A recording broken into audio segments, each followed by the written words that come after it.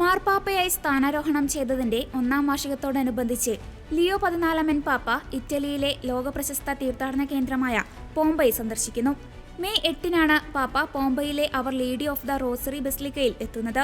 11 വർഷത്തെ നീണ്ട ഇടവേളയ്ക്ക് ശേഷമാണ് ഒരു മാർപ്പാപ്പ പോംബൈയിൽ എത്തുന്നത് എന്നത് സന്ദർശനത്തിന്റെ പ്രാധാന്യം വർദ്ധിപ്പിക്കുന്നു.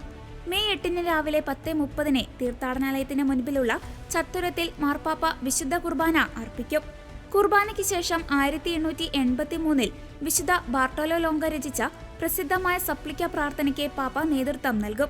രോഗികൾ, ഭിന്നശേഷിക്കാർ, വയോധികർ എന്നിവരുമായി അദ്ദേഹം സംവദിക്കും. കൂടാതെ ടെമ്പിൾ ഓഫ് ചാരിറ്റി പ്രതിനിധികളുമായി ചർച്ചകൾ നടത്തും. തീർത്ഥാടന കേന്ദ്രത്തിന്റെ സ്ഥാപകനായ വിശുദ്ധ ബാർട്ടോലോ ലോംഗോയുടെ ഭൗതികാവശിഷ്ടങ്ങൾ സൂക്ഷിച്ചിട്ടുള്ള ചാപ്പലിൽ പാപ്പ പ്രത്യേക പ്രാർത്ഥന നടത്തും. അതേസമയം പോംബൈയിലെ ജപമാല രാജ്ഞിയോട് തനിക്കുള്ള അചഞ്ചലമായ ഭക്തി ലിയോ 14 പാപ്പ പലപ്പോഴും വെളിപ്പെടുത്തിയിട്ടുണ്ട്. ഒക്ടോബർ 6-ന് റോമിലെ ഡോമസ് ഓസ്ട്രേലിയയിൽ നടന്ന സന്ധ്യാപ്രാർത്ഥനയ്ക്കിടെ പോംബൈയിലെ ജപമാല രാജ്ഞിയോടുള്ള ഭക്തി തന്റെ ഹൃദയത്തിൽ പ്രത്യേക സ്ഥാനം വഹിക്കുന്നുവെന്ന് അദ്ദേഹം പറയുകയുണ്ടായി. പോംബൈ മാതാവിന്റെ തിരുനാൾ ദിനമായ മെയ് 8-നാണ് അദ്ദേഹം മാർപ്പാപ്പയായി തിരഞ്ഞെടുക്കപ്പെട്ടത്.